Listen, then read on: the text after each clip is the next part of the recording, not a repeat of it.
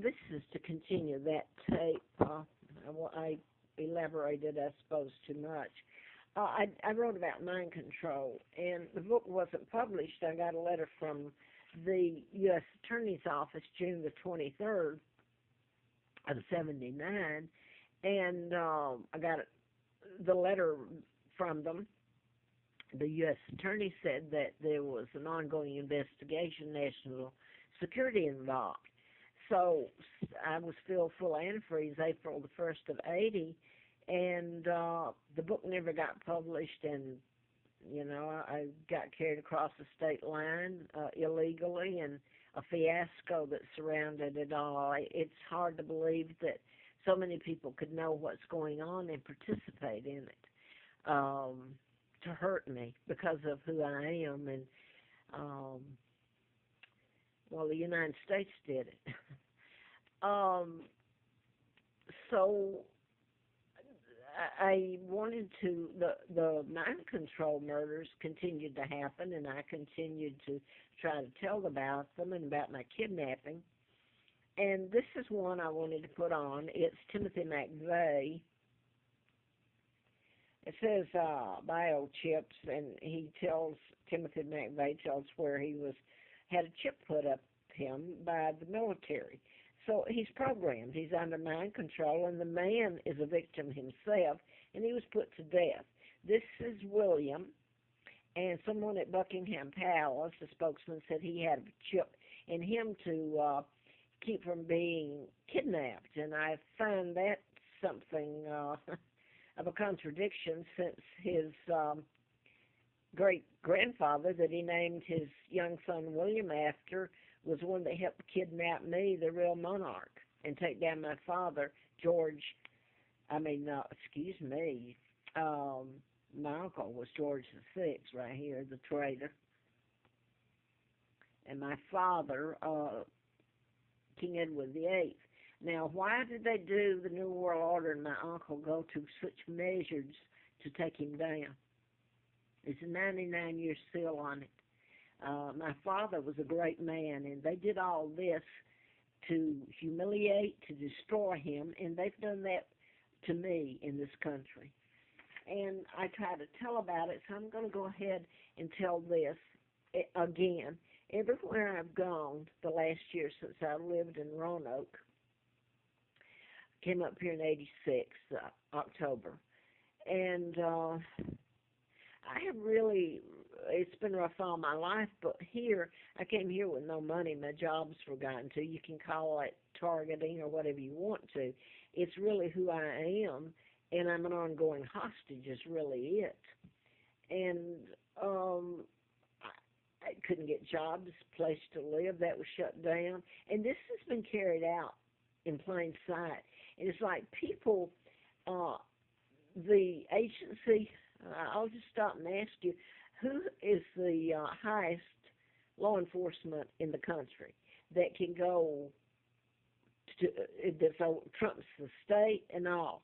They have an investigative team that if they send it out, quote, they will find something. They can put the state troopers under investigation. They can put local law enforcement, etc. Now then, to me, in my journey through hell, it's the American people that did it. There might be a handful, but as a whole, it was God bless America, and they don't want to hear anything else. So when I'm listening to videos say that the people of America deserve to know, they don't want to know anything other than what behooves them, that's in their best interest. Otherwise, they'll cut your throat.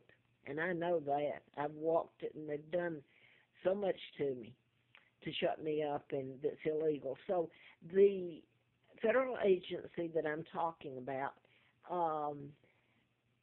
and I've been told this and I know it, I have to quote unknown sources or sources because they've made my word no good.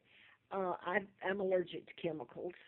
I have an immune disorder, and everywhere I've gone, when I could get a place to live, I've been gassed, and it's not that hard when I'm not a technician. I'm not into air conditioning or heating units, But what it's not that easy. I saw last night, and believe me, I thought I was going to die again last night.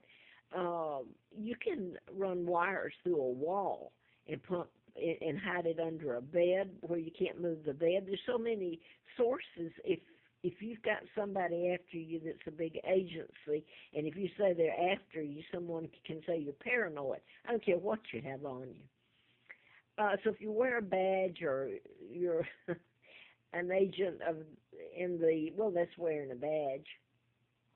In other words, they've used the air conditioning unit. They've it seems like when you show them a badge, and let's say you're an immigrant from another country, which is I'm living in a motel right now, and I have for over a year, and it's been quite rough. The motel itself is nice, but it's really strange. They've allowed um, me to be soaked with chemicals, which is an ongoing process at every place. When I lived in the forest, the national forest, because I couldn't find another place to be other than the side of the road, they made me look nuts, okay, unless somebody cared to listen, and then when they do, they don't care because they're afraid of it.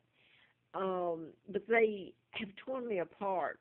My immune system, when I'm force fed chemicals, industrial, and it gets better the more that I'm force fed it.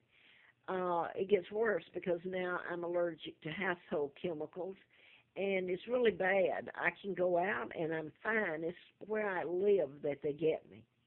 I've had them come in like at affordable corporate suites, and I dare any of these people, if I could get into a court of law, I can't get an attorney.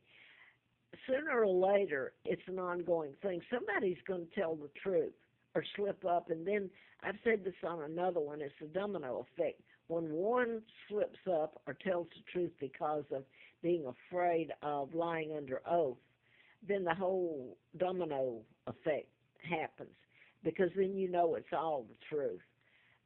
They have allowed, like you think, affordable suites. Well, that's a pretty decent place. It's okay if you're somebody else. If you're me, it's not. They even 3 days after State Trooper Barton, retired State Trooper from Virginia, he and his wife brought me down here, um, back to Roanoke, to Affordable Suites off Starkey Road in Roanoke. And they paid a security deposit. And I paid all the rest, and I stayed in that hell for 17 months. And it looks on the outside or inside, it looks nice. Hey, I got maid service. I have maid service here. At least they don't force the maid service on me to come in and soak my bedding or everything. It's the other, the chemicals and the air conditioning, and they can turn it on and off. So, and people say, well, why would they do that if you try to tell it? And then you try to explain, and they really tune you out. Then it doesn't matter what I have. In fact, I ran in a campaign, any of it. They know it's the truth. They're just, they're afraid of it. But anyway, at Affordable Suites, among the other places, I can name them, but this Affordable has several places here and in other states, and I'll just name them.